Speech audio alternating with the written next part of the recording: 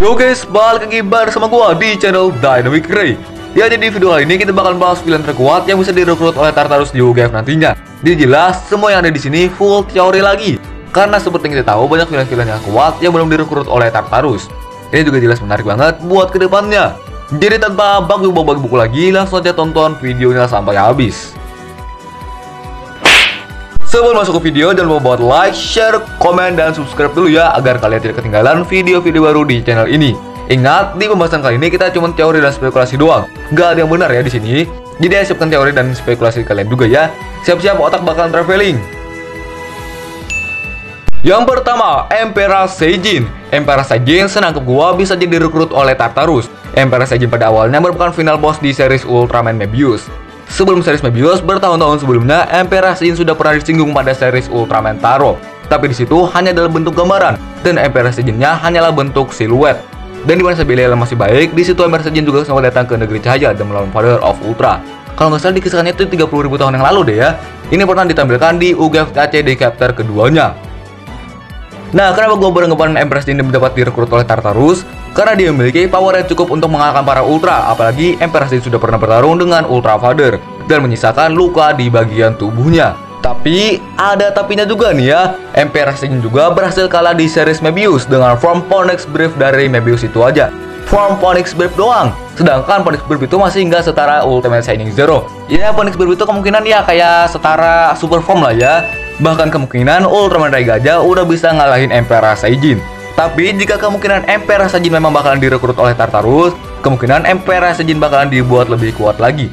Siapa tahu kemungkinan dia diberi Absolute Particle kayak Belial dan Tauregia. Apalagi kalau Tartarus ngeliatin masa depannya Emperor Seijin ya, dimana dia kalah dalam melawan Ultraman Mebius. Jelas dia ingin punya kekuatan yang lebih lagi. Jadi menurut kalian Emperor Seijin bisa nggak nih ya direkrut oleh Tartarus nantinya? Yang kedua, Yapol. Yapol merupakan musuh bebuyutan dari Ultraman Ace, dimana sepanjang seriesnya dia terus melawan Yapol dan melawan monster buatan dari Yapol yang disebut Choju. Terakhir kali Ace melawan Yapol adalah pada series Ultraman Z di episode ke-19-nya dan terakhir muncul di series Ultraman Decker episode 18 dan 19. Tapi dalam bentuk aslinya ya. Seperti yang kita tahu, Yapol musuh yang cukup mengerikan, apalagi dengan rencana liciknya itu. Tapi walau begitu, jika kita bandingkan dengan Emperor Seijin sebelumnya, kemungkinan masih menang Emperor Seijin ya, mungkin. Gua berpikir Yapol bisa direkrut Tartarus ada dikarenakan dia punya kekuatan yang cukup untuk mengalahkan para Ultra seperti Emperor Seijin. Apalagi Yapol ini dapat menciptakan sebuah kaiju yang lebih kuat dari kaiju biasanya, yaitu Choju. Dan bisa saja dia akan menggunakan Yu Killer Saurus lagi untuk mengalahkan para Ultra jika memang dia akan direkrut oleh Tartarus. Tapi Yu Killer Saurus itu aja dengan Mebius Infinity ya kalah guys.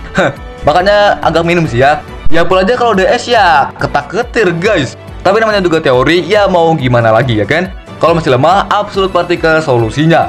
Tapi Yapol menurut gua nggak mungkin semudah itu buat diajak dan direkrut oleh Tartarus. Kecuali Tartarus itu kayak ngancam memperkirakan masa depannya ya kan. Tapi di series Mebius kan dia juga termasuk dari prajurit Emperor Seijin ya. Jadi bisa aja Yapol itu mau aja dia kalau direkrut oleh Tartarus. Menurut kalian gimana guys? Yang ketiga, Zogu. Yang merupakan final boss yang ada di series Ultraman Gaia yang memiliki tinggi segede bagong dan memiliki dua form. Form pertama membentuk seperti malaikat dan di form yang kedua adalah form di mana dia membentuk seperti kaiju pada umumnya. Tapi dari bentuk tetap masih segede bagong ya. Bahkan kayaknya lebih besar lagi. Zogu sebenarnya bukanlah benar-benar final boss di series Gaia. Dia hanya tangan kanan dari Hametsu no Raitai, musuh yang sebenarnya yang ada di series Gaia, yang menimbulkan kekacauan, kerusuhan, memunculkan para kaiju. Ya, yang ngebuat itu ya si Hametsu no Raitai guys. Tapi sampai sekarang masih belum diketahui bagaimana bentuk dari Hametsu no Raitai yang sebenarnya. Padahal awalnya gue mau masukin Hametsu no Raitai ya, cuman nggak tahu bentuk, secara statistik juga nggak tahu gimana mau ngejelasinnya guys. Jadi ya saja Zogu aja yang gue masukin. Zogu juga sebenarnya memiliki power yang ya hampir di atas rata-rata lah ya, yang pada awalnya berhasil mengalahkan Gaia dan Agul. Tapi pada pertempuran kedua di situ Gaia dan Agul berhasil mengalahkan Zogu. Nah, bahkan Gaia dan Agul aja yang bisa dibilang ya super ultra aja bisa ngalahin Zogu. Dan ini mau direkrut Tartarus guys. Ya agak gimana gitu ya. Tapi jika memang Tartarus akan merekrut Zogu, ya gue sih oke-oke aja ya. Siapa tahu Tartarus ya terpesona sama Zogu ya kan. Nah, bisa juga dengan Zogu direkrut oleh Tartarus, bisa aja inilah yang buat debut dari Agul Supreme nantinya. Bisa jadi guys. Tapi ya mungkin agak terlalu minim ya. Tapi ingat, ini hanya teori. Kalau dari kalian apakah Tartarus dapat merekrut Zogu? Bagaimana menurut kalian guys?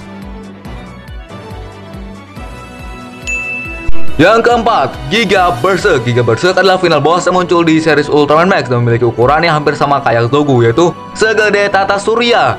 Dimana sebelumnya Giga Berserk memiliki form awal sebelum berubah ke bentuk terkuatnya, yaitu Giga Berserk. Di wujud yang pertama ada Scout Berserk, kemudian ke Satellite Berserk, dan barulah menjadi Giga Berserk yang memiliki wujud sangat besar, dimana Ultraman menjadi seperti seukuran semut, atau bahkan mungkin Ultraman menjadi setara manusia di mata Giga Berserk ya.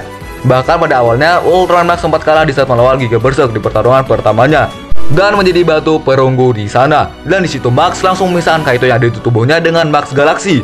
Kemudian dengan keberanian Kaito berhasil membuat Max kembali bangkit. Kenapa gua berpikir Giga Berserk bisa direkrut Tartarus? Bukannya dia kaiju gak bisa diajak ngomong, paling hau-hau doang ya.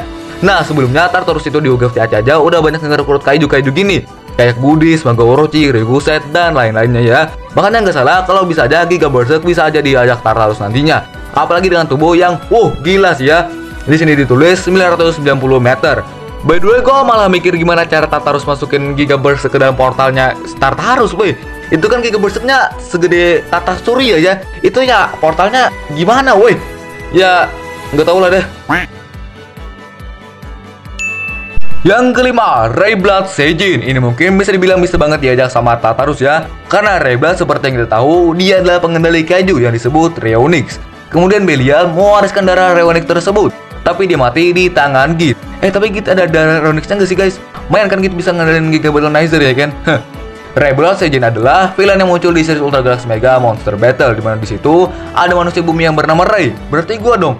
Yang benar dia juga memiliki DNA atau darah dari Rayblood Seijin, dan dia juga disebut Reonix dari bumi atau Reonix bumi ya. Tapi dia berusaha melawan takdirnya dan menggunakan kekuatan kaiju untuk keadilan. Pada Ultra Fight Orb ada lagi satu orang yang memiliki darah Rayblood, yaitu Raybatos, di mana di situ juga dia membangkitkan kembali Giga Battleizer. Dia juga sudah direkrut oleh Tartarus. Tapi pada UGF TDC kemarin dia udah meninggal, mati konyol pula ya. Nah kenapa gue berpikir Rayblood bisa direkrut oleh Tartarus? Jelas karena powernya ya, yang bisa mengendalikan para kaiju, yang pastinya juga bisa dengan mudah buat menyerang para ultra dengan menggunakan semua kaiju yang bisa dikendalikan oleh Rayblood. Tapi nih ya, emang mau Rayblood itu diajak sama Tartarus ya kan? Ya gak mungkin semudah itu ya kan? Lu ikut gua, ya gak langsung lah weh. Kalau Raybloodnya mau juga ya kemungkinan malah Tartarus yang mati konyol ya kan, gara-gara ngajak Rayblood ya kan? Gak semua musuh pasti mau ikut Tartarus guys. Walaupun memang tujuan mereka sama ya, cuman ya pasti ada perbedaan pendapat.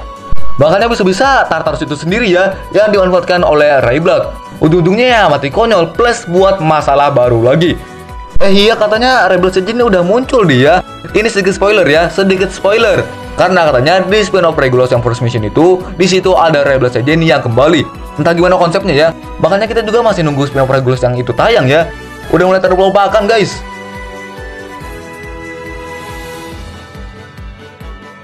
Oke, ya itu dia untuk para villain yang bisa direkrut oleh Tartarus ke depannya. Gimana menurut kalian? Jadi total ada 5 ya. Awalnya gue mau 7 dan masukin Dark Zagi dan juga Dark Lucifer. Tapi kan itu bisa dibilang ya udah umum banget ya kan.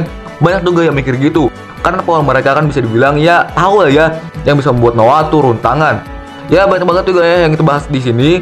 Tapi ingat, jelas ini cuma teori-teori dari gua aja. Makanya kalau kalian ada teori kalian sendiri, bisa berbagi di kolom komentar ya. Perasaan gue ini nggak ada info baru tentang Ultraman deh ya. Kayak rumor kayak apa kayak ya. Ultraman istirahat sejenak guys. Oke, makasih banget buat kalian yang sudah menonton video gua kali ini. Tunggu video selanjutnya ya. Jangan lupa juga buat like, share, komen, dan subscribe agar kalian nantinya gak ketinggalan video-video baru tentang Ultraman di channel Dynamic Ray. Oke guys, bye-bye.